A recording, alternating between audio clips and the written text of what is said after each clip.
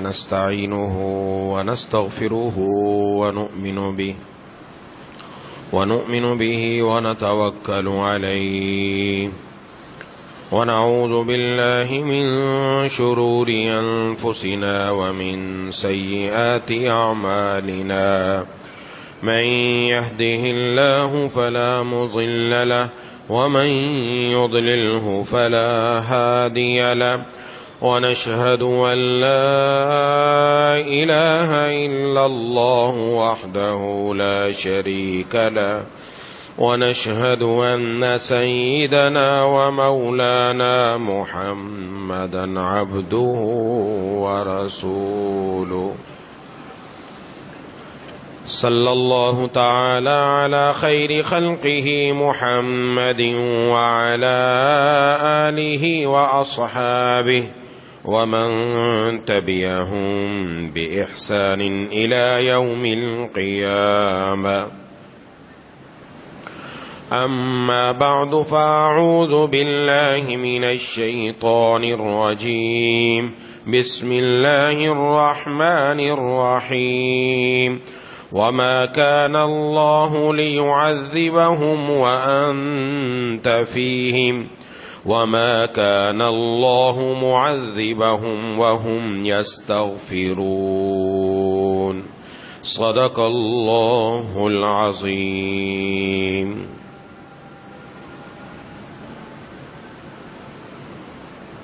میرے دوستوں اور ساتھیوں،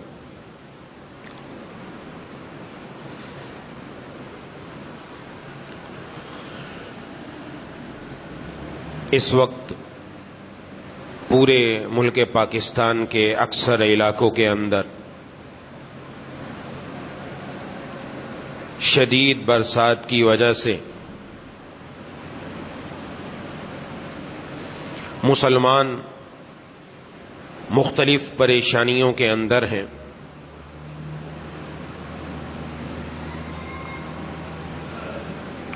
اس طرح کی قدرتی آفات جب آئیں تو ہمیں کیا کرنا چاہیے؟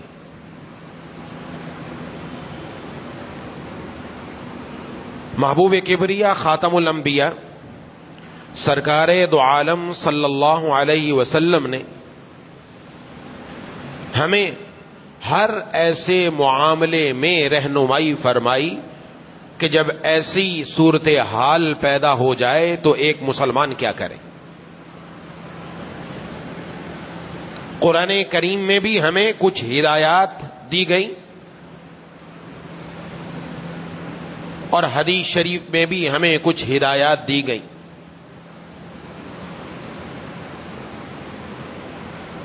قرآن کریم کی جو آیت میں نے سورۃ الانفال کی آپ کے سامنے تلاوت کی،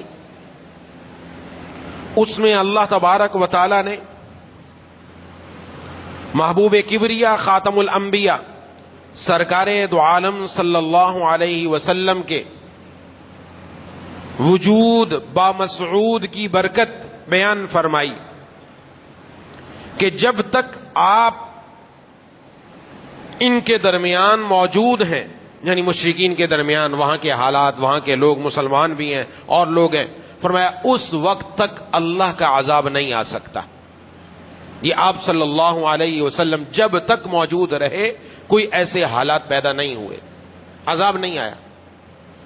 اور دوسری بات ارشاد فرمائی وما کان اللہ معذبہم وہم یستغفرون، اور اللہ اس حالت میں بھی عذاب دینے والا نہیں جب وہ استغفار کرتے ہیں.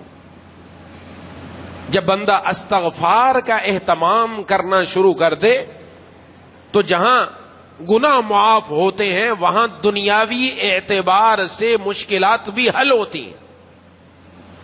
یہ دوسری وجہ ارشاد فرمائی. ایک بات تو یہ ذہن میں رکھیں، بخاری شریف کی حدیث ہے، حضرت انس رضی اللہ تعالیٰ عنہ سے روایت ہے، فرمایا کہ رسول اللہ صلی اللہ علیہ وسلم کے زمانے میں قحط ہوا تو جمعے کے دن آپ صلی اللہ علیہ وسلم خطبہ دینے کے لیے جب تشریف لائے تو ایک دیہاتی کھڑے ہوئے، عرض کیا اے اللہ کے رسول صلی اللہ علیہ وسلم جانور ہلاک ہو گئے.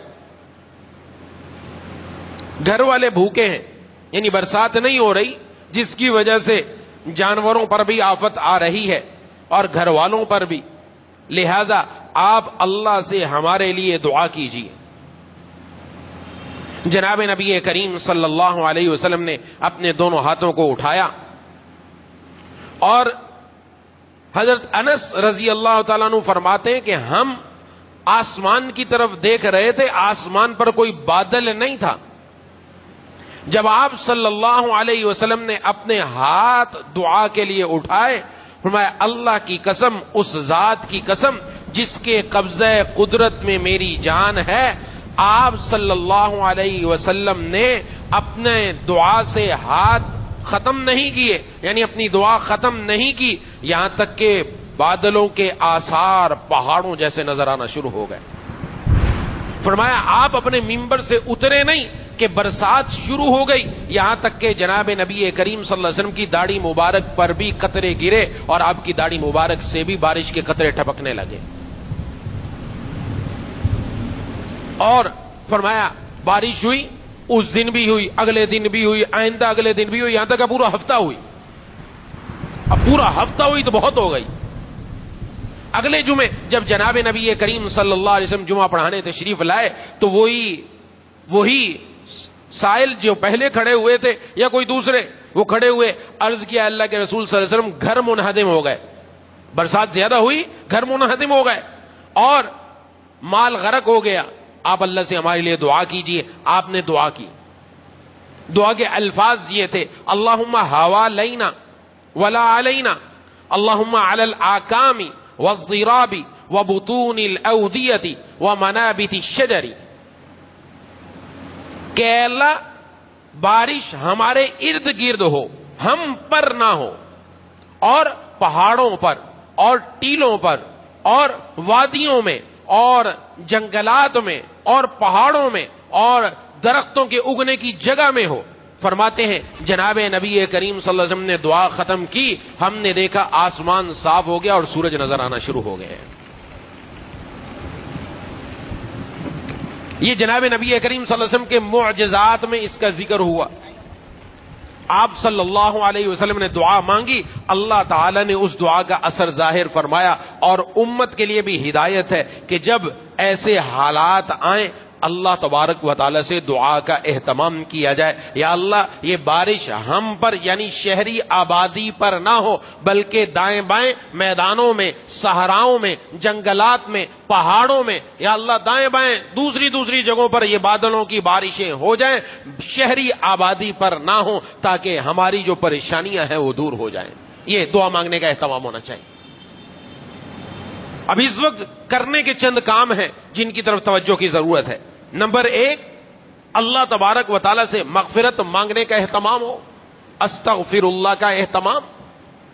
نمبر 2، رجوع الی اللہ کا اہتمام، اور نمبر 3، انفاق فی سبیل اللہ کا اہتمام۔ 3 چیزیں ہیں۔ سب سے پہلے ہمیں اپنے حالات کو سوچنا چاہیے۔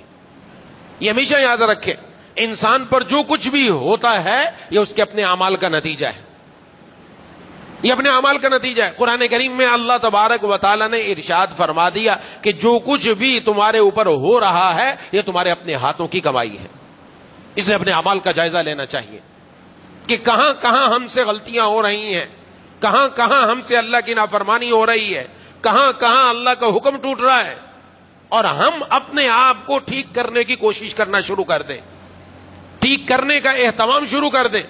یہ جو استغفار ہے اس کی کوشش شروع کر دیں۔ استغفر اللہ ربی من کل ذنب واتوب الیہ ربی اغفر وارحم وانت خیر الراحمین اللہم اغفر لی ذنبی ووسع لی فی داری وبارک لی فی رزقی۔ جو دعا استغفار کی آتی ہے وہ پڑھنا شروع کر دے، کثرت سے پڑھے، کثرت سے پڑھے۔ جناب نبی کریم صلی اللہ علیہ وسلم نے ارشاد فرمایا جو آدمی استغفار کثرت سے پڑھتا ہے اللہ ہر مشکل سے نکلنے کا راستہ عطا فرما دیتے ہیں، ہر مشکل دور فرما دیتے، آسانی پیدا فرما دیتے، اور ایسی جگہ سے رزق دیتے ہیں کہ وہم و گمان میں بھی نہیں۔ آج یہی پریشانی ہے، ظاہر ہے کہ اتنی بارش ہو، کاروبار ٹھپ ہو گیا، پہلے ہی معاشی اعتبار سے پریشانیاں چل رہی تھی، مزید اور لوگ تنگ دستی کی طرف چلے گئے۔ اللہ تبارک و تعالیٰ سب مسلمانوں کی اس پریشانی کو دور فرما دے، آمین۔ تو معاشی اعتبار سے اور پریشانی ہو رہی ہے، رزق میں وسعت کی دعا اسی کے ساتھ ساتھ آ گئی، رزق میں برکت ہونا شروع ہو گئی۔ مشکل ہے، مشکل سے نکلنے کا راستہ اللہ فراہم فرما دیں گے، ہر مشکل کو آسان فرما دیں گے۔ استغفار کی کثرت کرنا شروع کر دیں۔ جہاں یہ آخرت میں فائدہ مند ہے کہ جناب نبی کریم صلی اللہ علیہ وسلم نے ارشاد فرمایا، توبہ، خوشخبری ہے اس آدمی کے لیے جس آدمی نے کل قیامت والے دن اپنے نامہ اعمال میں بہت زیادہ استغفار پایا، بہت زیادہ کثرت سے وہ پڑھتا ہے، چلتے پھرتے اٹھتے بیٹھتے، کثرت کم از کم 300 مرتبہ اٹھتے بیٹھتے چلتے پھرتے پڑھتا رہے۔ اس سے جہاں پر اللہ سے اپنے گناہوں کی معافی ہے، جہاں پر اپنے گناہوں کی معافی مانگی جا رہی ہے، وہاں دنیاوی اعتبار سے اللہ پریشانیوں کو بھی دور فرماتے ہیں۔ یہ استغفار کا نتیجہ ہے، اور قرآن کریم میں اللہ نے فرما دیا جب تک استغفار کی کثرت ہو اللہ کا عذاب ان پر نہیں اترتا۔ اس لیے یہ بارشیں یہ ہماری بدعمالیوں کا نتیجہ بھی ہو سکتی ہیں، اتنی برسات یا ہمارے لیے آزمائش بھی ہو سکتی ہے، دونوں باتیں ہیں۔ ان صورتوں میں ہم نے اللہ کی طرف رجوع کرنا ہے، ہم نے اللہ تبارک و تعالیٰ کی طرف آنا ہے۔ ایسے حالات میں محبوب کبریا خاتم الانبیاء سرکار دو عالم صلی اللہ علیہ وسلم کا یہی معمول تھا۔ حضرت اما عائشہ صدیقہ رضی اللہ تعالیٰ عنہ فرماتی ہیں کہ جب تیز ہوا چلتی، اب تو ہوائیں کے اندھیریاں بھی چل جائے تو معاملہ نہیں بنتا، تیز ہوا، بس ہوا چل رہی تھی، تھوڑی ہوا تیز ہو گئی، فرمایا جناب نبی کریم صلی اللہ علیہ وسلم کا عمل عجیب ہوتا، آپ گھر کے اندر جاتے پھر گھر سے باہر نکلتے، آپ آگے کی طرف جاتے پھر پیچھے کی طرف آتے۔ جب آدمی پریشان حال ہو، آپ نے دیکھا ہو جب زیادہ ہی ٹینشن ہو جاتی ہے آدمی کو تو کبھی سامنے چلا جاتا ہے، پھر پیچھے آ جاتا ہے، پھر چلتا ہے، پھر پیچھے آتا ہے، کبھی باہر نکلتا ہے، کبھی اندر آتا ہے، سوچتا ہے اب کیا کرنا چاہیے۔ آپ صلی اللہ علیہ وسلم پر فرماتی میں نے یہ حالات دیکھے تو میں سمجھ گئی۔ ایک دن پوچھا کہ کیا بات ہے، آپ ایسے پریشان کیوں ہو جاتے ہیں؟ ارشاد فرمایا کہیں ایسا نہ ہو جیسا کہ ایک قوم نے کہا جب اس پر بادل آنے لگے، انہوں نے کہا کہ یہ بادل ہم پر بارش برسانے والے ہیں، ہم پر آ کر بارش برسائیں گے، لیکن ان کے اندر بارش نہیں تھی بلکہ آگ تھی، اللہ کا عذاب تھا جو اس قوم پر آیا اور قوم ختم ہو گئی، تہس نہس ہو گئی۔ اللہ نے فرمایا بھی جناب نبی کریم صلی اللہ علیہ وسلم پر آپ پر عذاب نہیں آ سکتا، لیکن آپ کی دلی کیفیت یہ ہے کہ آپ اس وقت کیفیت ایسی کہ رجوع بڑھ رہا ہے اللہ کی طرف، اور آج ہمارے اوپر حالات آتے ہیں ہم مزید اللہ کی طرف جانے کے دور ہونا شروع ہو جاتے ہیں۔ ان حالات میں اللہ کی طرف رجوع کیسا ہو، کیسے پتہ چلے رجوع کیا؟ رجوع ایسا ہو میری زندگی میں گناہ ہونا کم ہو جائے، میں دیکھوں اپنی زندگی کے اندر میرے اندر کچھ گناہ ہیں، اللہ کی نافرمانیاں ہیں، میں کچھ چیزوں کا پابند نہیں، اب میرے اندر وہ گناہ کم ہو رہے ہیں کہ نہیں ہو رہے ہیں، میں نیکی کی طرف بڑھ رہا ہوں کہ نہیں بڑھ رہا، یہ ہے جائزہ لینا۔ حضرت حنظلہ رضی اللہ تعالیٰ عنہ جناب نبی کریم صلی اللہ علیہ وسلم کے سچے اور پکے صحابی فرماتے ہیں ایک مرتبہ گھر سے باہر نکلے، زبان پر یہ جاری ہے کہ حنظلہ منافق ہو گیا، نافقہ حنظلہ منافق ہو گیا، حنظلہ منافق ہو گیا۔ قریب سے حضرت ابوبکر صدیق رضی اللہ تعالیٰ عنہ گزرے، ان کے کان میں آواز پڑی حنظلہ منافق ہو گیا، رک گئے، پوچھا کہ کیا بات ہے اے حنظلہ، ایسی کیسی بات کر رہے ہو؟ کیونکہ وہ تو جناب نبی کریم صلی اللہ علیہ وسلم کی خدمت میں رہنے والے سچے اور پکے صحابی ایسے کیسے کہہ رہے ہیں؟ فرمایا کہ جب جناب نبی کریم صلی اللہ علیہ وسلم کی خدمت میں ہوتے ہیں ہماری کیفیت اور ہی ہوتی ہے، ایسا لگتا ہے جیسے جنت اور جہنم سامنے ہیں آنکھوں کے، کیفیت ہی عجیب ہوتی ہے۔ اور جب وہاں سے آ جاتے ہیں گھر والوں میں مشغول ہو گئے، اپنے کاروبار میں مشغول ہو گئے، اپنی دنیاوی زندگی میں مشغول ہو گئے، وہ حالت باقی نہیں رہتی، وہ کیفیت باقی نہیں رہتی۔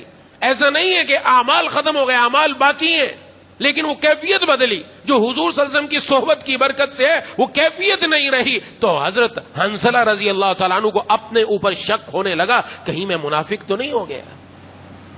اور آج ہماری کیا کیفیت ہے؟ جائزہ یہ ہے جائزہ، اپنا جائزہ لے بندہ کہ میرے اندر کون سے ایسے حالات پائے جا رہے ہیں، میں کن کن گناہوں کے اندر مبتلا ہوں، کہاں کہاں مجھ سے شریعت کا حکم ٹوٹ رہا ہے، کہاں کہاں اللہ کا حکم ٹوٹ رہا ہے، کن کن حکموں پر میں عمل نہیں کر رہا جو اللہ تعالیٰ کی طرف سے مطالبہ ہے۔ یہ جب اپنا جائزہ لیں گے تب پتہ چلے گا میں کتنے پانی کے اندر ہوں۔